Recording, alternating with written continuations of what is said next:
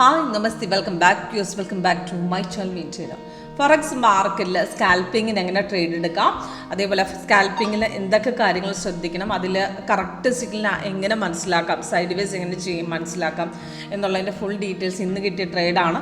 ഇന്നെന്ന് പറഞ്ഞാൽ 27th April performance ആണ്. ഇന്ന് നമുക്ക് ഗോൾഡ് നോക്കുകയാണെങ്കിൽ നമുക്ക് 3 ട്രേഡ്, മോർണിംഗിൽ ഒരു ഡൗൺ കണ്ടിന്യൂഷൻ ആയിരുന്നു, അത് കഴിഞ്ഞൊരു അപ് ട്രെൻഡ് ഉണ്ടായിരുന്നു, തിരിച്ച് 10:40 ശേഷം ഒരു ഡൗൺ ട്രേഡ് വന്നു. ഡൗൺ ട്രേഡ് നല്ല റിട്ടേൺസ് ആയിരുന്നു. അപ്പം ഇന്നത്തെ ട്രേഡ് വെച്ച് നോക്കുമ്പോൾ നമുക്ക് മാർക്കറ്റ് ഓപ്പണായ ശേഷം നമുക്ക് 2 സിഗ്നൽ കിട്ടി. ഒന്ന് കണ്ടിന്യൂവേഷൻ മാർക്കറ്റായിരുന്നു, പഴയതിൻ്റെയൊക്കെ സെല്ലിൻ്റെ കണ്ടിന്യൂവേഷൻ പോയി.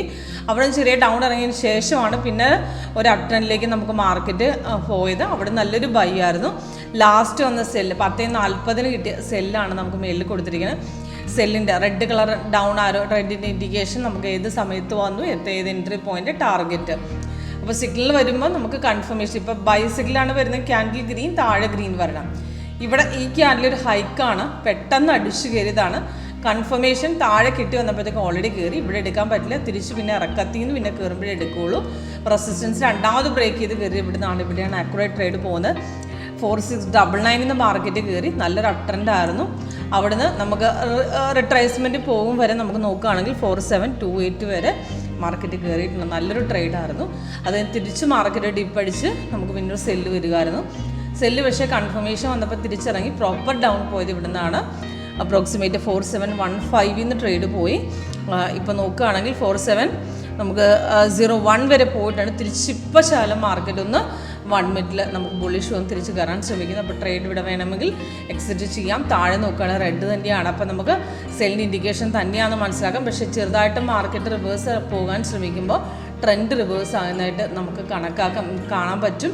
അപ്പോൾ നമുക്ക് ട്രേഡ് വേണമെങ്കിൽ നമുക്ക് എക്സിറ്റ് ചെയ്യാം. ഈ ട്രെൻഡ് ലൈൻ, നമുക്ക് ഈ ഗ്രീൻ റെഡും നമ്മളുടെ കളർ കോമ്പിനേഷൻ പോകുന്ന ലൈൻ കാണുന്നത് ട്രെൻഡ് ലൈൻ എന്ന് പറയും. മാർക്കറ്റിൻ്റെ അപ് ഡൗൺസ് ആണ്. പക്ഷേ ഈ ലൈൻ തിരിച്ചിറങ്ങുന്നതിനനുസരിച്ച് റെഡ് ആവുന്നതിനനുസരിച്ച് താഴെ മാറിയില്ലെങ്കിൽ നമുക്ക് അവിടെ സെല്ലിലേക്ക് കൺവേർട്ട് ആകത്തില്ല.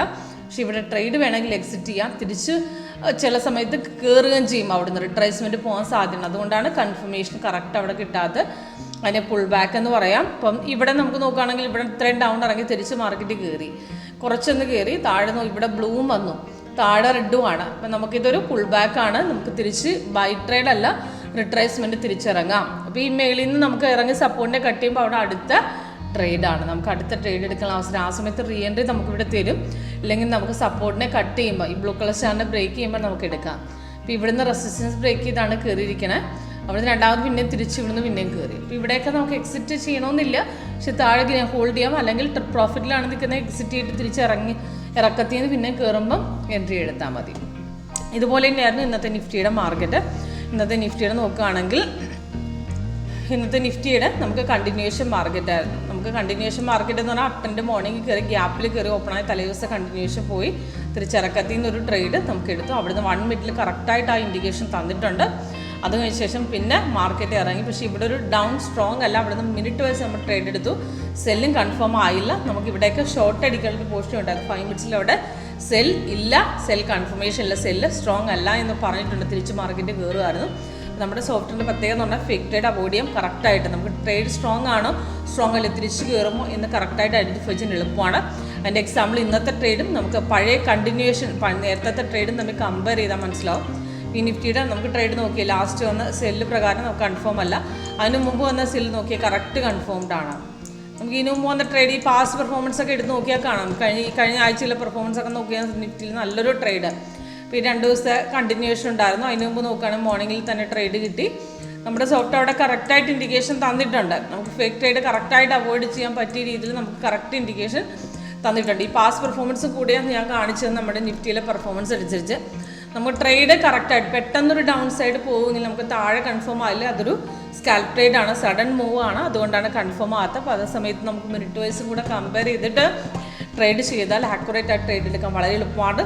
ഫേക്ക് ട്രേഡ് കറക്റ്റായിട്ട് അവോയ്ഡ് ചെയ്യാനും സാധിക്കും. ഓക്കെ, കൂടുതൽ ഡീറ്റെയിൽസ് നിങ്ങൾക്ക് ലൈവ് പെർഫോമൻസ് അറ്റൻഡ് ചെയ്യുമ്പോൾ മനസ്സിലാവും. അതിനുവേണ്ടി കോൺടാക്ട് ചെയ്യാം.